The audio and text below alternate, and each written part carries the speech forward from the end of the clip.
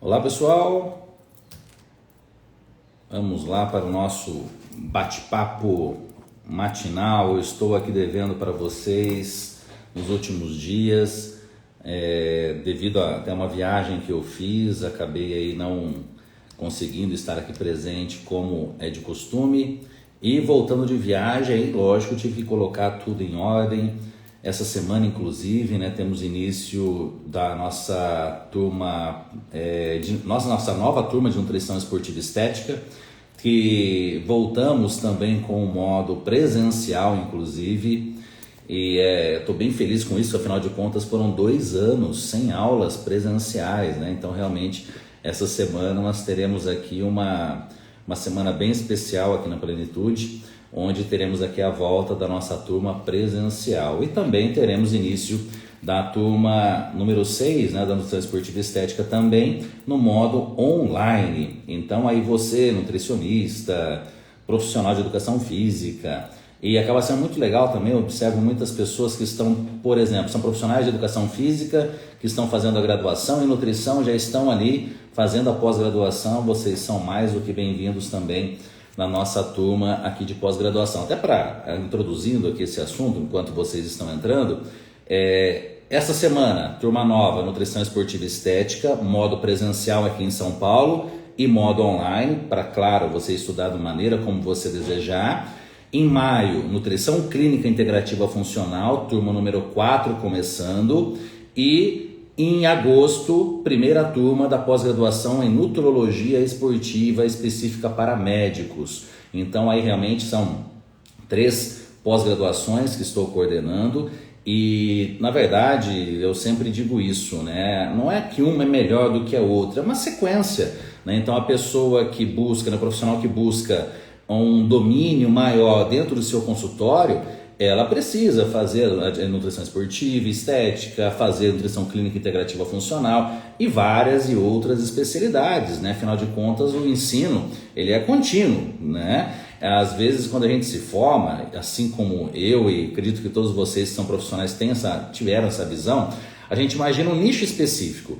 Não, eu vou trabalhar com esporte, eu quero ser nutricionista esportivo. Ok, aí você começa o trabalho no consultório. E já vem um atleta ou algum esportista, e esse esportista tem uma avó com diabetes e quer trazer a avó com diabetes para você, e aí você não vai atender?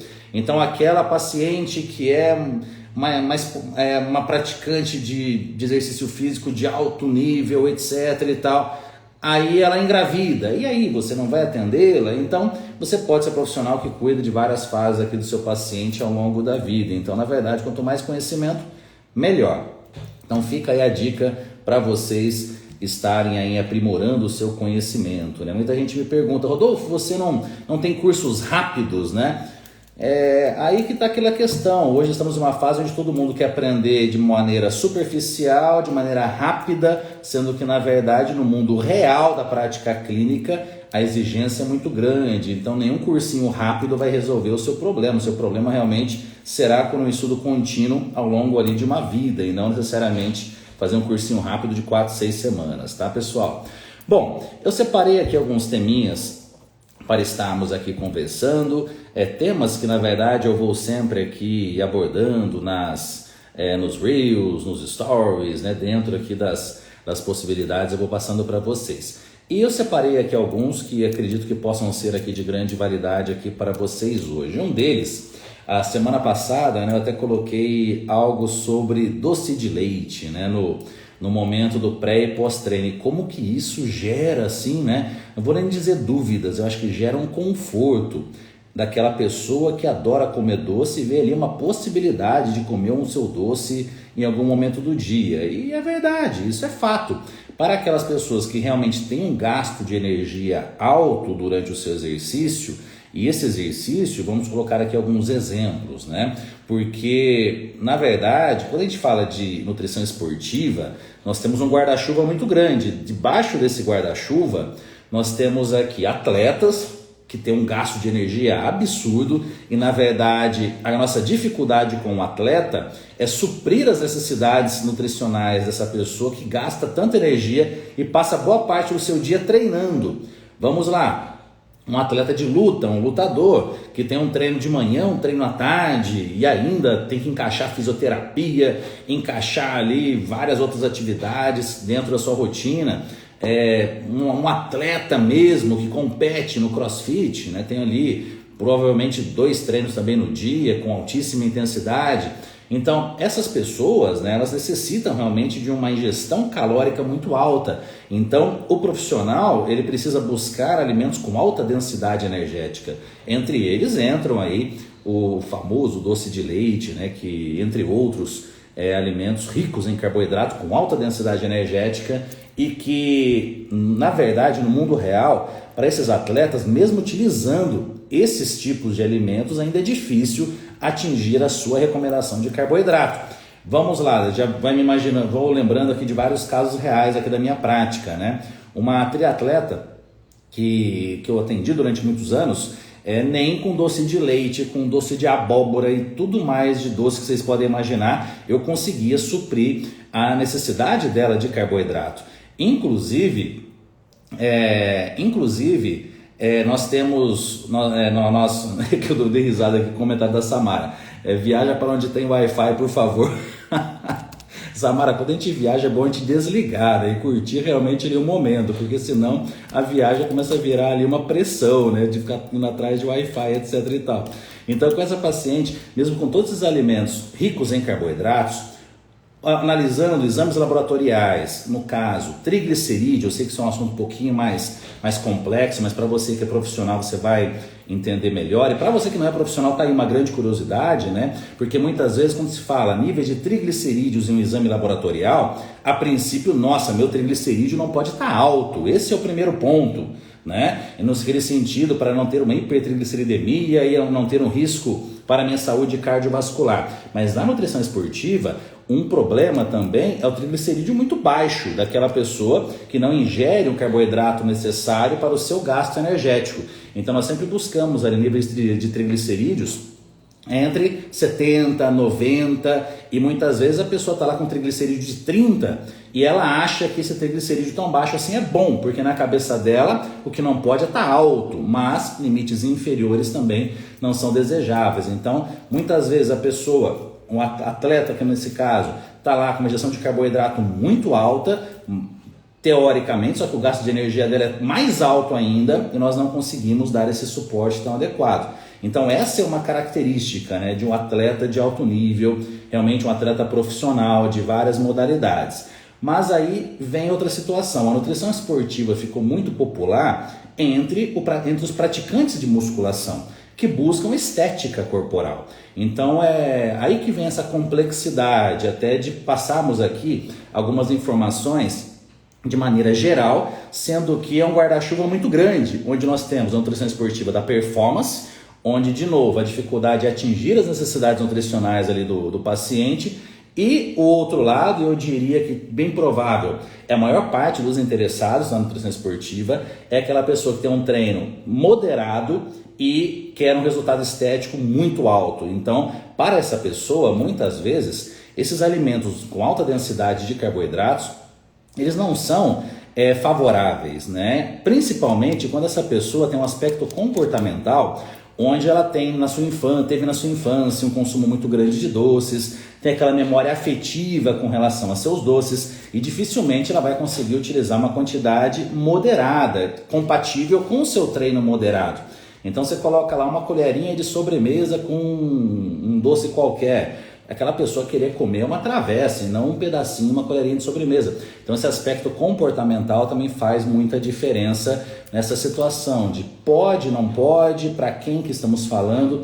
Então nós temos aqui 2 aspectos que eu diria muito importantes. Primeiro, necessidade nutricional. Quanto que você está gastando realmente de energia? Quanto que você precisa após o seu treino repor o seu glicogênio, que é a nossa reserva de carboidrato? Para uma pessoa que tem 2 treinos no dia, vamos colocar mais 2 treinos mesmo, pessoal. Não é o aeróbico em jejum, caminhada leve e à tarde a musculação. Isso é um gasto de energia baixo, na verdade. Estou falando aqui um atleta de vôlei que tem 2 horas de treino físico de manhã e à tarde 2 horas de treino com bola. Pro período da manhã para chegar à tarde, ele precisa estar repondo esse glicogênio. Então, após o treino, é carboidrato de rápida absorção, seja na forma de suplementos, uma popular maltodextrina, ou até mesmo na forma de doce, de alimentos, caso ele prefira. Mas aí vem outro ponto, muitas vezes, devido ao treino ser muito intenso, não tem apetite, né? O fluxo sanguíneo está todo ali distribuído e não está apto ali para fazer essa digestão de uma maneira mais adequada logo depois do treino. Então já entra naquela questão do apetite. Agora, aquela pessoa que faz um treino moderado, após o treino, ela tem um grande apetite. Agora, comparando com aquela pessoa que tem um treino intenso, isso já dificulta. Então nós temos essa primeira característica de gasto de energia. E a segunda, o aspecto comportamental, né? O quanto que essa pessoa vai ali se controlar com relação a essa ingestão. Né? Um pedal pela manhã e musculação à tarde, depende da intensidade. Provavelmente esse pedal de manhã vai ser mais moderado, né? E a musculação à tarde, né, tem que ver o gasto de energia como um todo, né? Não dá para a gente generalizar, essa que é a grande questão. Mas assim, pessoal, não existe alimento ruim, essa é a grande verdade. Então, um doce, ele pode ser ótimo para uns e pode ser uma tragédia para outros, dependendo do gasto energético, dependendo do horário que esse doce está sendo consumido, esse açúcar está sendo consumido, né? Nos últimos anos, a gente observa nas redes sociais colocando-se o açúcar como realmente um grande vilão, né, da alimentação, mas isso é complexo também nós afirmarmos, porque depende de para quem estamos falando, né, em qual situação. Na nutrição esportiva jamais o açúcar vai ser vilão. Agora, o problema é aquela pessoa que obviamente não se alimenta de uma maneira adequada, não tem gasto de energia suficiente e acaba comendo açúcar fora da hora, e isso sim é um problema, né? Então é muito fácil a gente, né, colocar a culpa no açúcar, a culpa num determinado alimento, e sendo que na verdade é algo extremamente mais complexo, né? Bom, pessoal, até o que o Rafael perguntando, não era a favor de zerar carbo no cutting, né? São perguntas que não tem assim uma resposta exata, né? Falando aqui de um cutting, né, que seria a princípio, né, que hoje o fisiculturismo está muito popular, mas é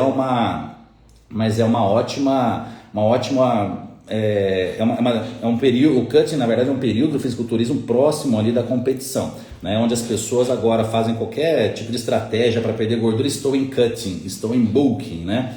Chega até a ser engraçado isso, mas vamos lá. A questão de zerar carboidrato, pessoal, é algo teoricamente na nutrição errado. Esse é o primeiro ponto, tá? Esse é o primeiro ponto, não é uma estratégia adequada. Nós precisamos ali de carboidrato primeiro para ter um suporte para a nossa massa muscular. Agora, acompanhando atletas durante muitos e muitos anos, né, de fisiculturismo, algumas situações eu tive sim que zerar o carboidrato na véspera da competição. Quando eu falo véspera, faltando ali algumas semanas inclusive. A competição está chegando, o atleta não está atingindo a sua melhor forma, né, no sentido de definição, e algumas vezes nós precisamos tomar algumas medidas mais drásticas. No entanto, quando falamos aqui de fisiculturismo, é um esporte que mesmo no nível profissional não existe controle de doping, né? Até em uma competição ou outra até existe, mas algo assim muito simples comparado com uma competição de nível olímpico, por exemplo. Então o atleta ele acaba utilizando alguns recursos hormonais que acabam facilitando essa redução do carboidrato, até no sentido de energia, no sentido de manutenção da massa magra, algo que, considerando alguém que não estivesse usando nenhum suporte hormonal, ele estaria sendo muito mais estaria perdendo provavelmente a sua massa muscular e a sua performance. Falando desse ponto, né, até de uso de drogas, né, não vou nem dizer no esporte, vou dizer no fisiculturismo, porque, de novo, o fisiculturismo é um dos poucos esportes em nível profissional onde não existe controle de doping. Sempre que eu vou falar sobre fisiculturismo em algum podcast ou em alguma situação que o assunto é esse, é inevitável a associação com o uso de fármacos, né? Daí fica aquelas situações, o atleta hormonizado, o atleta natural, etc e tal. Virou um negócio como se fosse tomar creatina. Só que, na minha opinião, trabalhando com tantos outros esportes em conjunto com o fisiculturismo ao longo de tantos anos, esse é um dos principais motivos onde o fisiculturismo não é tão popular, assim quanto poderia ser. Porque é um esporte fenomenal, é um esporte incrível, onde você coloca o seu físico no máximo da massa muscular, com a definição, com a simetria, proporção, apresentação, coreografia.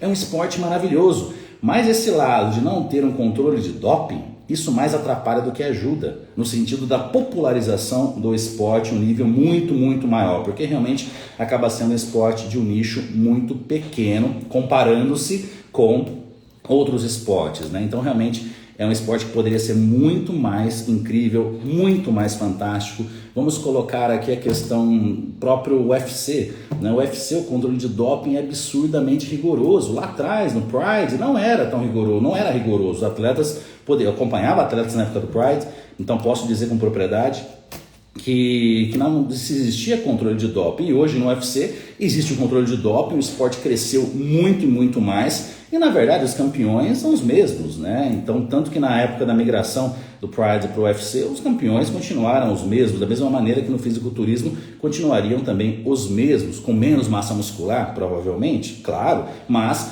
continuaria sendo um esporte maravilhoso no sentido dos amantes, e realmente não seria essa situação de ir no consultório. Sempre me incomodou muito quando um atleta perde uma Olimpíada, ou na verdade ele tem uma expectativa de ser medalha de ouro e conquista uma medalha de bronze. Ele chegava no meu consultório: pô, Rodolfo, cara, faltou mais foco na minha mente, eu não acreditei tanto em mim, ou então eu falhei no treino, eu falhei na alimentação. Ele buscava falhas reais. O problema, o fisiculturista, ele chega numa competição, quando ele não vence, pô, Rodolfo, os caras estão tomando alguma coisa diferente, ou eu preciso tomar mais. Então virou uma guerra química, né? Isso me desagrada bastante, assim, comparando-se com outros esportes, tá? Mas é um esporte maravilhoso, incrível, fantástico. Claro, aí é uma questão, a gente ficaria falando só sobre isso o dia todo, mas os grandes campeões usam muito menos drogas do que os entusiastas do esporte. Essa é a grande verdade, porque o campeão, acima de tudo, ele tem uma genética favorável, e uma genética favorável, inclusive, com relação aos seus receptores hormonais. Então, uma quantidade, isso aqui de hormônio para alguém com uma ótima genética relacionada aos seus receptores, vai ter um resultado desse tamanho. Para aquela pessoa que não tem essa genética favorável, uma pancadaria de esteroides desse tamanho não vai trazer grandes resultados benéficos, e sim vai trazer mais resultados maléficos do que benéficos, né? Mas aí outro dia a gente aborda mais, né, sobre esse ponto, né? Mas falando aqui sobre a questão do zerar carbo no cutting, essa história do carboidrato ser o grande vilão, na verdade é um dos grandes problemas que nós temos hoje na nutrição, não apenas com relação ao atleta, mas principalmente com relação a pessoas que buscam ali uma melhora da sua condição estética, né? Que eliminam o carboidrato, aumenta-se muito o consumo de proteínas, fica um perfil nutricional desbalanceado, vai gerar aqui uma desbiose intestinal, vai faltar performance no treino, a pessoa não tem energia. Como é que ela vai fazer um ótimo treino? Aí, para ter essa energia que não vem do carboidrato, dá-lhe-se estimulantes, né? Até aqui uma perguntinha sobre cafeína, né? Dá-lhe estimulantes para conseguir fazer um treino adequado. É um dos motivos da grande popularização dos suplementos pré-treinos, onde a sua base principal é a cafeína. E até já me lembrei aqui que nos últimos dias, coisa aí de 2 semanas atrás, vi uma notícia de uma morte de um personal trainer, se eu não me engano, na Inglaterra, devido ali a uma superdosagem de cafeína, mas assim, uma dosagem absurdamente alta. Então a gente pode dizer que cafeína pode matar, ok? É verdade, mas uma dose absurdamente elevada. Devido ali, isso aconteceu devido a ele não sabe ter identificado, eu li a matéria apenas, tá, pessoal? Não sei exatamente o caso real, mas pela matéria, ele calculou errado a concentração do produto, um produto underground, né? E acabou usando uma dosagem muito, muito maior do que seria a dosagem recomendada, né? Então, realmente, claro que isso é um caso extremo de uma dose absurda, né? Mas vamos imaginar alguém com uma predisposição um AVC, algum problema cardiovascular, que comete um erro também com relação a uma dosagem, né? Eu, ao longo de tantos anos, né, como praticante também de exercício físico, e lógico, né, até por trabalhar com isso, adoro estar conhecendo novos suplementos alimentares. Quantas vezes que eu não me surpreendi com suplementos que eu olhava assim, né? Pô, esse suplemento aqui tá ok, né? Eu vou lá e uso uma dose um pouco mais elevada, olho no rótulo e vejo lá, vou dar aqui um exemplo. Olha no rótulo, nossa, 150 miligramas de cafeína por dosador. Vou usar 2 dosadores. E é um produto underground, muitas vezes ali é adulterado, né? E aquela arritmia, aquela sensação horrível, né? De que com certeza muitos de vocês aqui já passaram por essas situações e acaba ali acontecendo esse risco, né? Para uma pessoa que possa ter ali alguma predisposição, ali, algum evento, né? Um acidente vascular ou algo nesse sentido. Então, a dica, né? Eu diria que antes de ficar atento com relação ao rótulo, é ficar atento com relação às marcas que vocês estão utilizando com relação à suplementação alimentar. Tem muita marca que não existe qualquer tipo, né, de respaldo, não tem uma fábrica, não tem uma estrutura e simplesmente ali é um produto feito para vender durante um período curto, né, onde coloca-se um rótulo extremamente agressivo, né, com termos que trazem aqui a atenção principalmente da garotada, que são os maiores consumidores desses produtos nesse sentido, e muitas vezes colocam alguma anfetamina ou uma dosagem muito maior do que está no rótulo para aquela pessoa tomar e caramba, esse aqui é forte mesmo, eu vou comprar mais e mais e mais. Então realmente acaba podendo ele ter um grande risco dependendo de quem que for utilizar esse tipo, né, de produto. Então, ter bastante atenção com relação à marca, esse é o principal. Identificar, isso vale, pessoal, para um computador, para um suplemento, para qualquer coisa que vocês forem comprar. A regra é a mesma, procurem marcas com referências no mercado, uma marca que realmente já existe em um determinado período, que realmente já tem ali uma base sólida realmente, não seja apenas uma empresa que surgiu de repente. Não estou dizendo também que novas empresas sempre não são boas, mas temos que ter ali uma atenção muito maior quando comparado com uma empresa muito mais sólida no mercado, isso seja no Brasil ou seja nos Estados Unidos, e parar também de achar que sempre no Brasil não tem nada bom, que tem que ser importado. No Brasil nós temos grandes empresas sim, muito sérias, que na verdade a base de quase todos os produtos são matérias-primas ali importadas, né, devido até à dificuldade na sua obtenção em larga escala. Então realmente bastante atenção primeiro com as marcas. Depois que você tiver uma opção de uma marca, de algumas marcas de qualidade, vocês podem estar ali analisando o rótulo. Mas olha só, o que adianta você ficar analisando o rótulo de uma empresa que está adulterando esse produto, né? No rótulo não vai adiantar em nada. Então, de novo, isso vale para um computador, isso vale para um celular, isso vale para um suplemento, né? Ou será que é igual, né, um iPhone da Apple ou um iPhone Xing Ling, né? Então é a mesma coisa, né? É ter o bom senso com relação a isso e muita atenção com relação ali as marcas aqui, né? A Fabi, né? Pura Vida, excelente marca, Essential, Integral Médica, Max Titanium, Atlética, temos várias marcas realmente de ótima qualidade aqui no Brasil. Eu poderia enumerar pelo menos umas 15, 20, né? Para vocês estarem ali tendo essas opções. E para quem é profissional da área de saúde, importante, nutricionista principalmente, nutrólogo, visitar fábricas, vocês conhecerem realmente um processo de indústria, né, como que realmente, para o profissional de nutrição no caso, é muito importante saber de onde veio o produto, né? Isso eu observo com meus alunos, uma grande dificuldade é eles saberem de onde veio. Tá, essa aqui é uma creatina, tá, de onde veio? Isso aqui é uma glutamina, um BCA, de onde veio? Né? As pessoas não sabem, né? Pessoas que eu digo profissionais, se preocupam em ler o estudo científico, tal, mas não se preocupam muitas vezes de entender o processo de industrialização. Vocês têm que evitar quando tem nomes estranhos no rótulo. O que seria nomes estranhos, né? Pode ser estranho para uma pessoa que não é um profissional da área, mas para um profissional da área não pode ser estranho.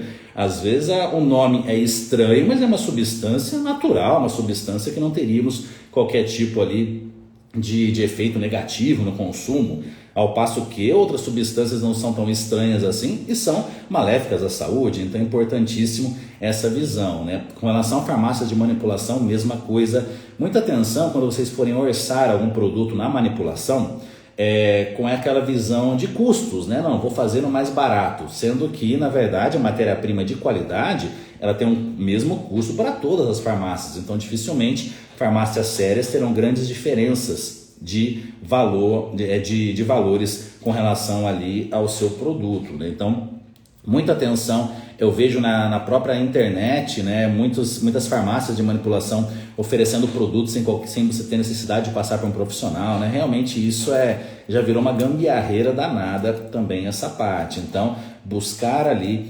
uma farmácia de manipulação séria, o profissional de nutricionista, nutrólogo, deve visitar essas farmácias para estar conhecendo realmente a seriedade. E seja uma farmácia de manipulação, seja uma indústria de suplementação alimentar, uma indústria de alimentos, eles terão sempre as portas abertas para profissionais estarem ali visitando, né? Então, aí eu gosto de estar vendo aqui alguns comentários de vocês, né, que nem jejum e hipertrofia, ajuda aí, Rodolfo, só se eu fosse pai de santo ou então tivesse poderes especiais para auxiliar alguém que está fazendo jejum a ganhar massa muscular. Gente, não bate, não tem lógica, vocês querem inventar a roda, né? Não tem coisas que não tem que mexer, né? Não, tem coisas que na verdade são fatos já bem estabelecidos. O objetivo é estarmos aqui agregando informações naquilo que já sabemos. Agora, uma dificuldade hoje com as redes sociais e todo mundo tendo voz é que o pessoal quer reinventar a roda, querem ganhar massa muscular fazendo jejum, quer emagrecer comendo doce de leite, né? Enfim, umas coisas assim que são complexas, que são, na verdade, já deveria estar buscando outras informações e não, na verdade, ficar tentando inventar aquilo que já dá certo, inventar aquilo que já é pré-estabelecido, né?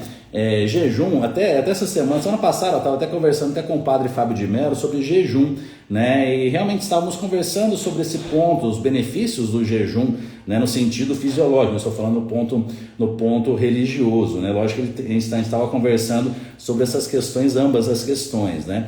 O jejum, pessoal, vamos para a gente, né, não ficar falando só sobre esses temas, igual eu comecei a falar do fisiculturismo, se deixar, são horas sobre isso. O jejum, são horas sobre isso. Mas com relação ao jejum, não é uma questão de opinião, é uma questão aqui de cronobiologia. Se existe algum horário para se fazer jejum, é o jejum noturno e nunca um jejum matutino. Então, vamos imaginar, o indivíduo acordou 6 da manhã. Ele faz o seu café da manhã, vai fazer o seu almoço, as suas refeições, e lá pelas 7 horas da noite, por exemplo, 6 horas da tarde, 6 horas da noite, 7 horas da noite, ele para a sua alimentação e faz um jejum de 12 horas. Eu quero então fazer um jejum quero aumentar um pouco mais de jejum, quero fazer um jejum de 14 horas. Ao invés de tirar o café da manhã, você vai tirar um pouco mais do final do dia, você vai trazendo para mais cedo a sua última refeição. E nunca o contrário, de, por exemplo, fazer jejum das 6 horas da tarde até ao meio-dia no dia seguinte. Não, isso é contra a nossa cronobiologia. O que significa isso? O período da manhã é o momento que a nossa produção hormonal está apta para metabolizar nutrientes, ao contrário do período noturno. Lá pelas 10 horas da noite, nosso organismo está totalmente adaptado para dormir e não para ficar metabolizando um prato de macarrão. Claro, na nutrição esportiva temos situações onde um indivíduo acorda cedinho e vai treinar, não dá tempo de fazer alimentação. Então, na noite anterior, ele tem que realmente estar ingerindo ali uma alimentação mais calórica, no sentido de carboidratos, para ter energia para o dia seguinte. Ok, isso é uma exceção, mas na maioria das vezes, pensando aqui numa rotina com exercício em um horário mais dentro aqui do que seria mais comum, né? Nós deveríamos, na verdade, evitar um consumo alimentar mais elevado, maior no período noturno.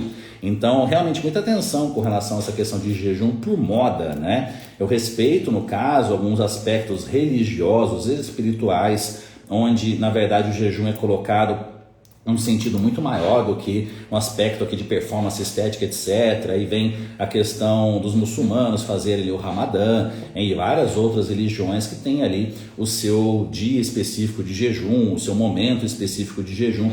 Isso é algo, né, realmente que está acima aqui de qualquer situação estética, performance, etc. Mas essas estratégias de fazer jejum para estética, né, muita atenção, porque a maioria das vezes o pessoal faz uma grande lambança. Sendo da maneira correta, fazendo esse jejum em horários específicos, né, horários aproveitando o período noturno, você pode sim ter alguns benefícios, claro, porque de novo você está indo a favor da sua cronobiologia. Mas aí eu destaco outra questão. Não adianta nada também você fazer um jejum noturno nesse momento adequado se você não tem um sono adequado. Se os outros aspectos da sua alimentação estão errados, então a gente está falando aqui de um ponto no meio de vários outros, e aí no caso também vai depender para quem, quando, qual que é o objetivo, qual que é o horário do exercício físico, qual que é a intensidade desse exercício físico. Alguém que acorda de manhã e faz uma esteira leve, ela não precisa se preocupar com a ingestão de carboidratos na noite anterior. Agora, alguém que vai pedalar 1h30 forte na hora que acordar, precisa se preocupar. Então é muito relativo, né, pessoal? Agora, nós podemos ir aqui de encontro com um grande mal da alimentação das pessoas nos últimos anos, né? As pessoas dormem mal, né? Acorda e antes de dormir comem bastante, isso já atrapalha, claro, a qualidade do sono, aí dormem mal, acorda sem fome, não come nada, e na hora do almoço está morrendo de fome, faz um pratão, aí à tarde não come nada, chega à noite faz um pratão de novo. Então esse é o grande problema, né, que vai bagunçando toda aqui a nossa rotina alimentar. Aí para uma pessoa dessa, alguém chega e fala, faz um jejum, independentemente da maneira como que seja, ela vai entrar num déficit calórico, porque vai dar uma organizada de uma maneira bem mequetrefe ali, mas vai organizar a alimentação dessa pessoa, ela vai emagrecer e vai achar que o jejum que mudou a vida dela. Então é algo muito, né, muito mais complexo do que parece essa situação, né? Só que aí fica, para finalizar, essa questão: se for fazer jejum, que faça o jejum noturno e não o jejum matutino. Não pule o café da manhã. Pular o café da manhã está muito errado. É o horário onde melhor vocês vão metabolizar o seu alimento, né? Eu vejo muitas vezes na internet, nas redes sociais, até profissionais da nutrição fazendo memes, onde a 100 gramas de arroz tem, nem sei de cabeça mais aqui, me fugiu, mas tem tantas calorias às 6 da manhã e às 8 da noite. Tá, o arroz pode ter a mesma caloria, assim como qualquer outro alimento.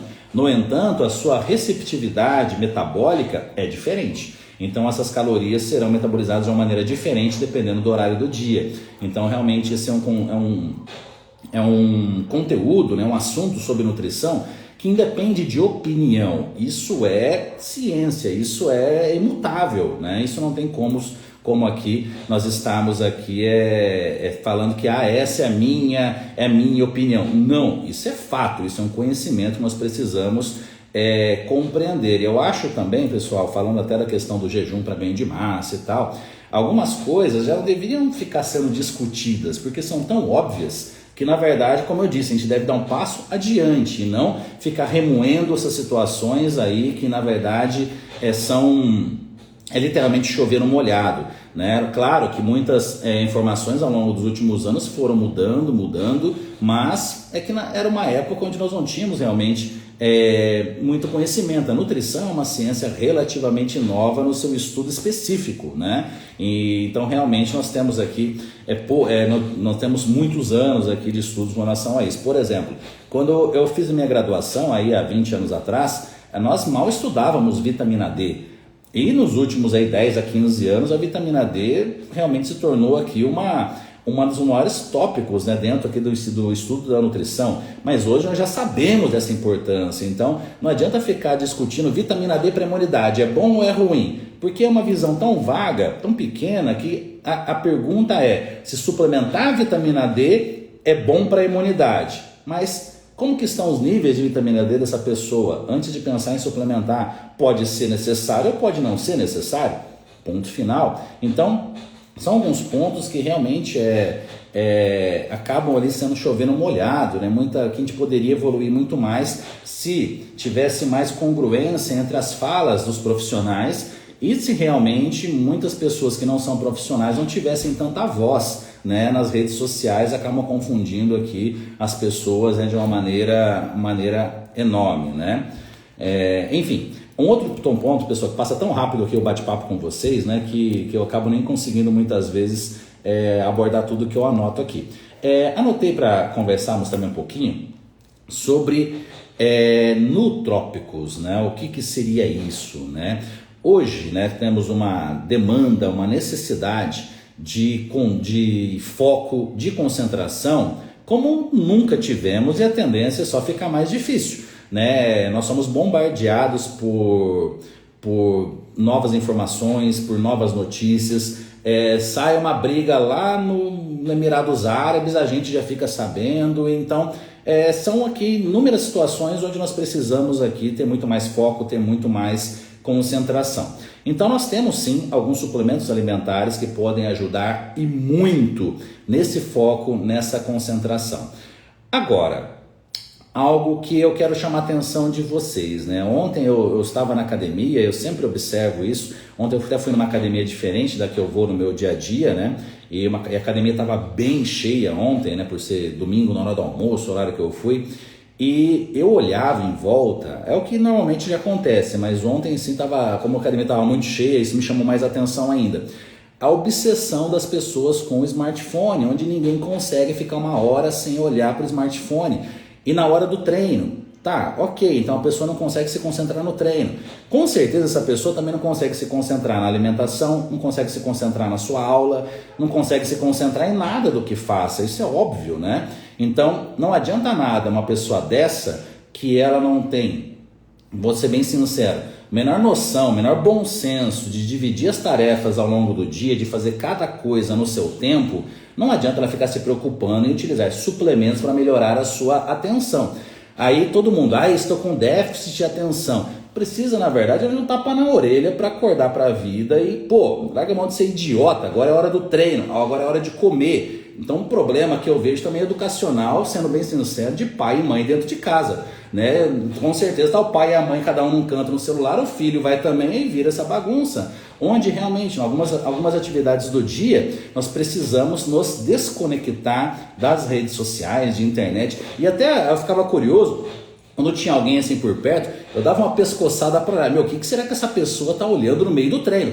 Geralmente é no Instagram, então olhando feed, olhando coisa, é inacreditável realmente esse ponto que chegamos nessa questão da dependência, né, das redes sociais o tempo todo. Para o meu trabalho, é fundamental a rede social. Hoje não tenho mais consultório, mas para divulgar os cursos que eu coordeno e tal, e todos nós geralmente temos alguma coisa que podemos divulgar na internet. Agora, ficar o dia todo bitolado nisso, isso é uma questão de idiotice, é uma questão assim da pessoa não estar desfrutando da vida, né? Até me perguntar, não, Rodolfo, você estava viajando, né? Você ficou meio ausente das redes sociais. Lógico, eu estou vendo a viagem, agora tem gente que viaja e parece que é agente de viagem, fica mostrando tudo, e pessoal, esse é o hotel, pessoal, esse é não sei o que, que bobagem, né? Enfim, mas vamos falar aqui do que interessa. Então, caso você faça parte da minoria da população que tem bom senso em separar as atividades que você precisa fazer ao longo do dia.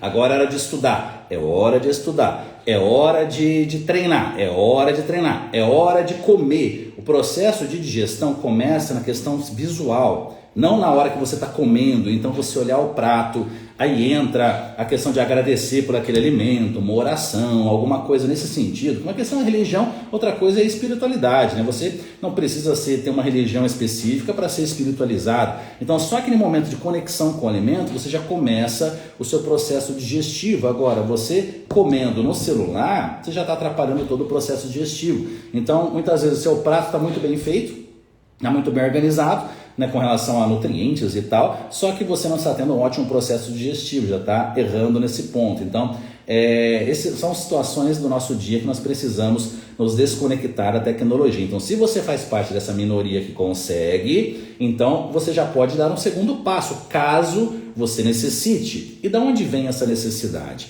Claro, essas substâncias são muitas vezes utilizadas para pontos específicos, uma prevenção de uma doença neurodegenerativa, um Alzheimer, ou até mesmo ali, alguém com déficit de atenção, mas nós somos bem realistas que também muitas pessoas buscam realmente dar um passo adiante na sua carreira, na sua profissão. Quer se destacar naquilo que faz. E isso eu sempre utilizei muito essas substâncias comigo ao longo da minha carreira, né? Porque realmente eu queria produzir mais do que a média dos profissionais produziam. Isso sempre me ajudou bastante nesse sentido. Mas olha só que ponto interessante também, que esse relato pessoal que eu estou dividindo com vocês. Eu sempre usei muito esses pontos, né, como nutrópicos, né, para a minha performance cognitiva. Mas eu sempre dormi muito pouco, né? Eu sempre dormi 4, 5 horas por dia, porque eu acreditava naquela bobagem onde enquanto os concorrentes dormem, você trabalha, né? Então, realmente aqui era o que eu sempre acreditava, e eu acredito e ainda acho que muitos de vocês acabam acreditando. Então, eu dormia pouco e acabava usando essas substâncias como uma muleta ali para otimizar a minha performance cognitiva. De pelo menos 3 anos para cá, eu mudei muito a minha vida nesse sentido, e hoje eu durmo bem, né? Hoje eu durmo cerca ali de 8 horas por dia e já não sinto mais a necessidade do uso dessas substâncias, né? Poderia estar utilizando? Poderia, mas não sinto mais aquela necessidade, porque hoje o meu sono ele acaba sendo muito superior ao sono que eu tinha antigamente. Eu durmo 8 horas por noite e faço uma higiene do sono. Então realmente hoje eu vejo um potencial cognitivo muito maior hoje do que eu tinha antigamente. Eu tinha que me virar ali com várias substâncias. Lá no passado, falando aí de mais de 10 anos atrás, buscava usar medicamentos, sim, desde a Ritalina, aí nós tínhamos Modafinil, aí chegou o Venvance, né? Eu usava muito essas substâncias, e foi quando eu comecei a estudar os nutrópicos, né? Lá por volta aí de 10 anos atrás mesmo, 2011, 2012, porque eu comecei a ver o prejuízo que aqueles medicamentos me causavam. Eu me lembro muito bem quando eu fui em um congresso nos Estados Unidos e eu esqueci a minha caixinha de Venvance aqui no Brasil. Chegando lá, caramba, eu não trouxe o Venvance, eu não vou aprender nada, eu não vou conseguir participar. Eu criei uma dependência psicológica tão grande, que não é tão psicológica assim, porque realmente o potencial de aprendizado vai lá em cima, né? Que eu não aproveitei nada o congresso, eu fiquei extremamente depressivo, né? Fiquei mais trancado no quarto do hotel do que realmente estudando que eu tinha ido lá para fazer. Então ali eu falei, não posso ficar tão dependente mais dessa substância, vou começar a pesquisar ali suplementos alimentares que possam ter esse mesmo efeito, né? Então hoje nós temos sim algumas substâncias, mas falando agora do ponto de vista nutricional, primeiro eu já falei da questão do foco e atenção por meio de bom senso, né? De a gente estar ali aproveitando uma aula sem usar um celular no meio da aula, etc. Mas paralelo a isso nós temos também algumas medidas nutricionais que vêm antes da questão suplementar. E aí vem elas. Muitas vezes a pessoa está com uma deficiência de vitamina B12, que está muito relacionada aqui à nossa concentração, à nossa memória. Quando se fala em vitamina B12, já se lembra de indivíduos veganos, né? Por realmente ali a alimentação sem produtos animais ter níveis muito baixos ali de vitamina B12. Agora, nós temos também níveis de deficiência de vitamina B12 em onívoros, pessoas que consomem produtos de origem animal, muito elevadas devido à má absorção. E essa má absorção pode ser gerada devido a uma desbiose intestinal crônica, devido ao uso de medicamentos, por exemplo, aqui no caso, polimorfismos genéticos, claro, bem lembrado aqui pela Duda. Nós podemos ali ter também alguns medicamentos como inibidores da bomba de prótons, né, os famosos prazóis, né? Então temos várias possibilidades. O envelhecimento também vai proporcionando aqui menor absorção. Então não é algo exclusivo de veganos, e sim é algo muito comum também em onívoros. Então muita atenção com níveis de vitamina B12, com níveis de vitamina D, né? Antes aqui de pensarmos em só suplementar aqui os nutrópicos, níveis adequados de carboidratos de uma boa fonte alimentar. Então, realmente, essas situações, né, devem vir antes de estarmos pensando apenas ali na suplementação. Outro ponto que não deve ser esquecido é saúde intestinal. Então é algo que as pessoas não gostam muito de falar, né, da sua intimidade intestinal, mas é algo que, poxa, é algo que é um dos marcadores da nossa saúde. Então observar realmente, né, formato, consistência das fezes, odor, hábito intestinal, frequência evacuatória. Se você tem uma rotina toda organizada entre alimentação, descanso, saúde mental, controle de estresse, a própria alimentação, regularidade com seus horários, você vai no banheiro todo dia no mesmo horário. Isso é saúde, pessoal. E ir no banheiro todo dia no mesmo horário, sem distensão abdominal, sem flatulência, realmente ali esse intestino adequado, ele faz parte ali da nossa saúde. E um intestino inadequado, gerando um quadro de desbiose, um desequilíbrio entre micro-organismos benéficos e maléficos aqui dentro do nosso intestino. Lembrando que nós temos mais de 2 quilos de bactérias aqui compondo a nossa microbiota intestinal. Então esse desequilíbrio pode afetar também a nossa saúde mental, pasmem vocês, aumentando a incidência de ansiedade, depressão e várias outras doenças, problemas relacionados aqui à nossa saúde cognitiva, nossa saúde mental. Então o intestino adequado é fundamental também para esse ponto. Agora, não temos deficiências de micronutrientes, intestino adequado, dormindo bem, controle de estresse, ou seja, né, tudo organizado, que hoje é muito difícil para alguém conseguir fazer isso, não porque isso seja impossível, mas que as pessoas vão deixando isso para lá, né, para um dia resolver, e esse dia às vezes nunca chega. Então, feito isso, aí sim nós podemos otimizar a nossa performance cognitiva com algum suplemento alimentar, sim, mas a questão é, será que precisa?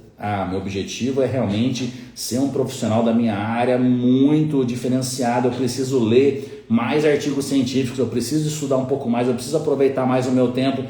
Ok, é uma escolha.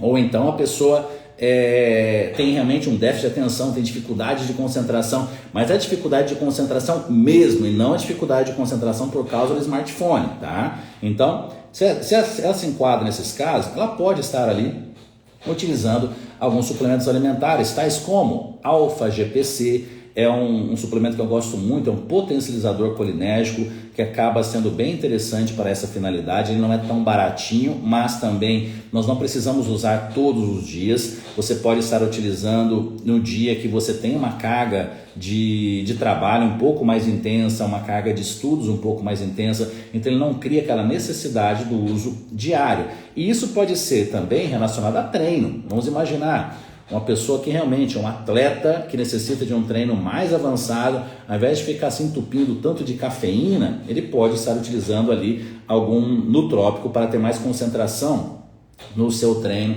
com maior concentração ali durante a execução do seu exercício. Mas aí que tá, aquela pessoa que leva o celular para a sala de musculação, para que ela vai gastar dinheiro com isso? Aí que entra a linha de corte, sobram poucas pessoas ali onde realmente valeria a pena esse investimento. Temos ali vou falar dos que eu mais gosto, tá, pessoal? Muito se fala de L-carnitina, né, para queimar gordura, e nós sabemos que isso não tem, infelizmente, nenhum tipo de benefício. Eu digo infelizmente porque seria ótimo se tivesse, mas nós não temos ali algo interessante com relação ali ao uso de L-carnitina para a melhora da queima de gordura, né? Otimização ali do uso de gordura como fonte de energia. Mas nós temos um tipo específico de L-carnitina, que é a acetil-L-carnitina, que tem uma relação direta com a questão cognitiva. Então, a acetil-L-carnitina é um outro suplemento com capacidade nutrópica que pode ser aqui muito bem utilizada. Um produto que eu gosto bastante, mas aí vem de uma matéria-prima, na verdade todos, né, pessoal? A matéria-prima de qualidade acaba sendo aqui Bacopa Monnieri e Rhodiola rosea. São 2 suplementos fitoterápicos que são bem interessantes para aqui estarmos otimizando a nossa questão cognitiva também. Então já disse aqui 4 na verdade: alfa-GPC, Bacopa Monnieri, que não é tão popular assim, mas é bem interessante, com estudos muito robustos, Acetil L-carnitina, rhodiola rósea. Lembrando, quando a gente fala de fitoterápicos, pessoal, a questão é a matéria-prima, né? A fitoterapia é incrível, nós temos aí ervas com propriedades medicinais absurdas, né? Mas o grande problema acaba sendo a matéria-prima de qualidade. Então sempre busquem, de novo, ou farmácias de manipulação realmente, né, de alto nível, ou então empresas, né, seríssimas com relação aí a esse tipo, né, de produtos.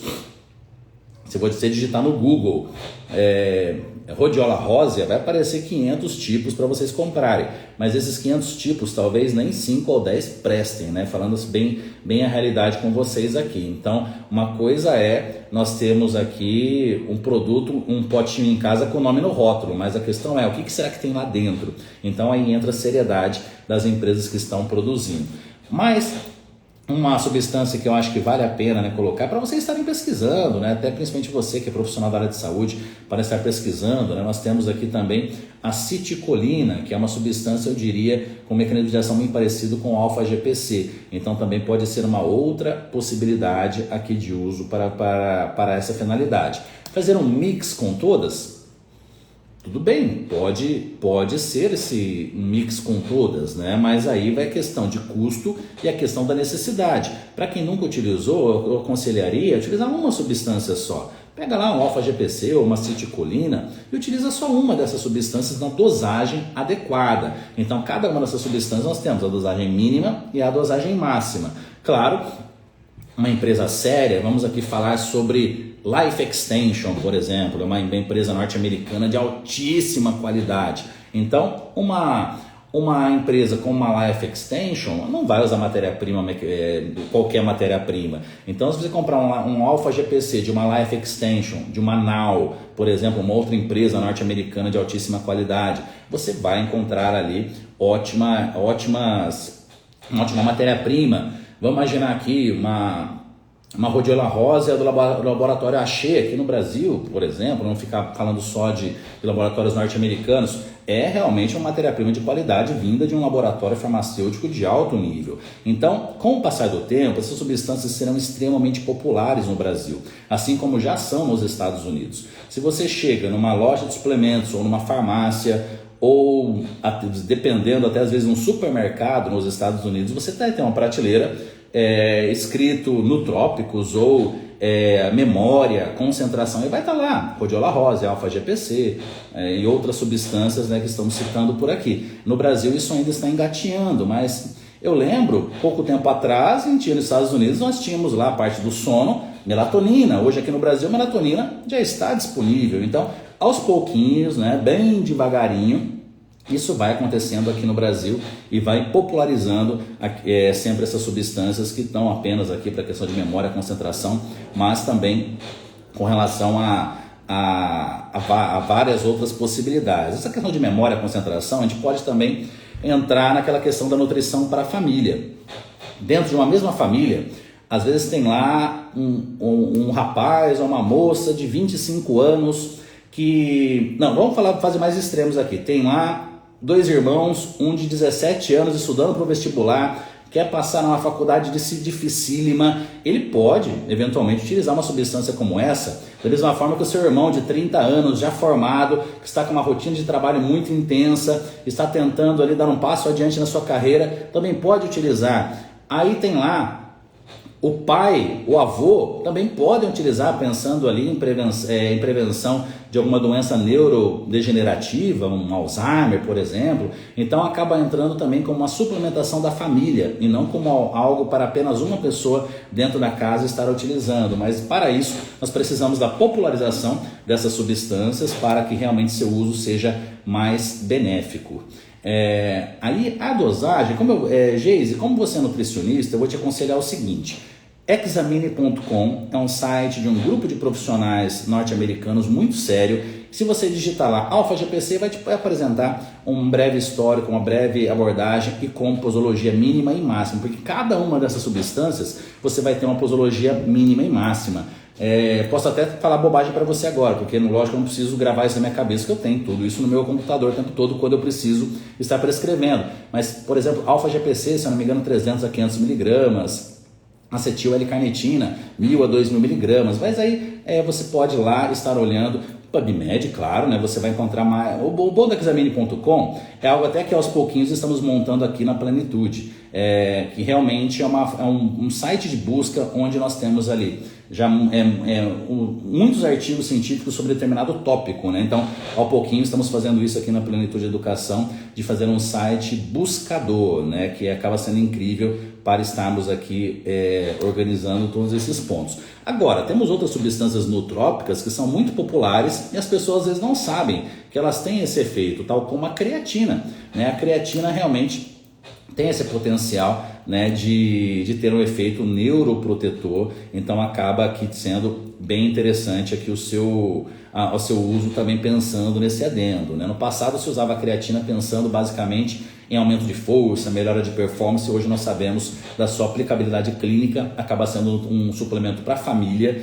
onde a pessoa com mais idade ou jovem que está buscando uma performance esportiva, todos eles podem se beneficiar com relação à suplementação com creatina. Ômega 3 também, né? Quando a gente fala de ômega 3, pessoal, a grande questão é mantermos níveis adequados ali da razão entre ômega 3 e ômega 6. Então essa que é a grande questão da suplementação com ômega 3. Então, na verdade, quando a gente fala suplementa com ômega 3, mas antes disso também a pessoa deveria ter uma organização na sua alimentação. Porque alguém que tem lá uma bagunça de fast foods e etc e tal, o suplemento de ômega 3 vai ser um coitadinho ali numa inundação de outros tipos de ácidos graxos, né, principalmente até saturados, que essa pessoa está ingerindo. Então, antes de suplementar com ômega 3, assim como qualquer suplemento, seria organizar a base, seria organizar a casa. Então, o ômega 3 também tem um efeito ali interessante com relação ao controle de neuroinflamação e pode também ter essa visão de otimização aqui da nossa saúde mental, né?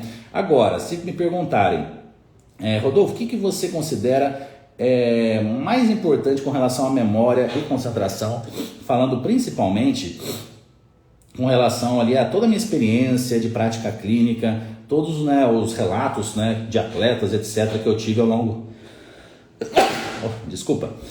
de toda a minha carreira. Eu diria que a grande base para a memória é a mesma grande base para a imunidade, sono, né? Se você não tem um sono adequado, essa substância, que é o que eu fazia fiz durante boa parte da minha vida, essas substâncias acabam sendo um quebra-galho para segurar um rojão que uma hora vai explodir. Essa é a grande verdade.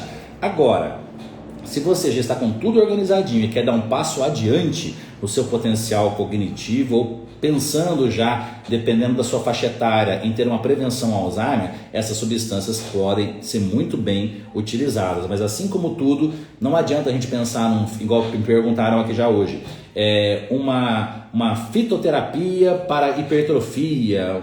Pô, a base é muito mais importante do que um fitoterápico que vai ali auxiliar a produção de testosterona, por exemplo, né?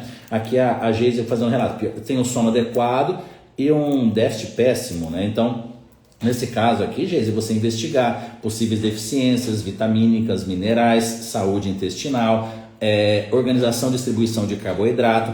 Aí, nesse caso, você pode ter ali um passo adiante, colocando aqui alguma substância nootrópica. Faça o teste, acredito que você pode ter um grande benefício. A Cláudia, aqui 60 anos, eu consigo ganhar massa, eu tenho que tomar algum suplemento? A suplementação pode ser necessária, mas aí eu precisaria ter uma ideia de como que está toda a sua alimentação, né, Cláudia? Pensando que quanto mais nós vamos aqui envelhecendo, partindo aqui dos 35 anos, a gente começa a ter mais dificuldade com relação à hipertrofia, mas sempre conseguimos aumentar ali um pouco a nossa massa muscular. O que vai ficando cada vez mais difícil são ganhos ali mais significativos. Agora a gente tem que estar nos adaptando, claro, a cada etapa aqui da nossa vida. Bom, pessoal, uma horinha aqui já de bate-papo, bem gostoso aqui estar de volta aqui com vocês. É uma semana aqui bem intensa devido aqui ao início da nossa pós-graduação de nutrição esportiva e estética, mas Vou aqui faço questão de estar todo dia com vocês essa semana e todas as dúvidas que vocês foram falando e eu não acabei respondendo hoje, amanhã na sequência eu vou respondendo aqui. Sempre mandem, né, quando eu abro a caixinha de perguntas, sempre mandem as suas dúvidas que eu vou usando aqui as lives para estar respondendo, porque é muito difícil estar respondendo aqui num Reels de 1 minuto ou num post de poucas linhas, algo relacionado aqui a assuntos tão complexos, que na verdade quanto mais a gente estuda, a resposta sempre vai deixando de ser sim ou não e a resposta vai se tornando depende para quem, para quê, para qual situação. Então realmente não dá para a gente responder tudo assim de uma maneira muito simples. As lives acabam sendo bem interessantes com relação a isso. Fica aqui a dica também para o livro Tratado de Nutrição Esportiva e Estética, lá no link da minha bio vocês têm acesso às pós-graduações, ao livro e tudo mais relacionado aqui ao meu trabalho. Valeu pessoal, ótimo dia para todos vocês.